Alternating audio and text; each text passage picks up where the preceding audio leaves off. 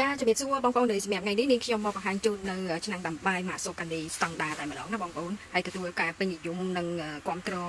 ប្រើច្រើនមែនតើពីអតិថិជនណាបងប្អូនណាសម្រាប់ឆ្នាំងដាំបាយនេះចំណុះ5កំប៉ុងណាបងប្អូនណា5កំប៉ុងពេញតែម្ដងគឺ5កំប៉ុងទឹកដោះគោហើយរូបរាងគេគឺស្អាតមែនតើណាបងប្អូនទើបតែចូលស្តុកថ្មីក្តៅៗណាបងប្អូនណាសម្រាប់ឆ្នាំងដាំបាយនេះកម្លាំងវ៉ាត់មានរហូតដល់900វ៉ាត់ណាងាយស្រួលក្នុងការដាំបងប្អូនលើបងប្អូនណាហើយឥឡូវនាងខ្ញុំបង្ហាញជូនបងប្អូនពីរបៀបក្នុងការប្រើប្រាស់បងប្អូនដាក់ដូចហើយបងប្អូននេះគឺជាសម្រាប់យើងជ្រើសរើសយកមួយណាចានេះគឺសម្រាប់បបរនេះសម្រាប់យើងដាំបាយសម្រាប់បំពងឬក៏ចៀនសាច់ឆាអីក៏បានដែរណានេះគឺយើងសម្រាប់យើងដុតនំចំអិននំនៅជានំខេកនំអីណាបងប្អូនណាសម្រាប់មួយនេះគឺយើងសម្រាប់យើងចៀនណាចាសម្រាប់មួយនេះគឺយើងសម្រាប់រងាស់ស៊ុបណាអ្វីដែលសំខាន់បងប្អូនអាចkeep warm បានទៀតណាចាអាចរក្សាកម្ដៅបាយយើងឬក៏ម្ហូបអីបានទៀតណាបងប្អូនណាអញ្ចឹងក្រៅពីយើងធ្វើការជ្រើសរើសហើយ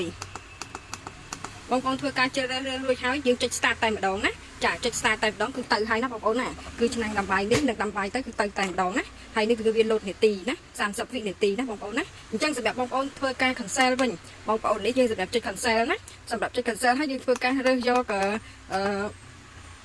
មនុយណាផ្សេងទៀតដែលយើងចង់ធ្វើណាហើយបងប្អូនលើនេះគឺយើងសម្រាប់ចុចឲ្យវ៉មបានន័យថារក្សាកម្ដៅណាបងប្អូនណាអាច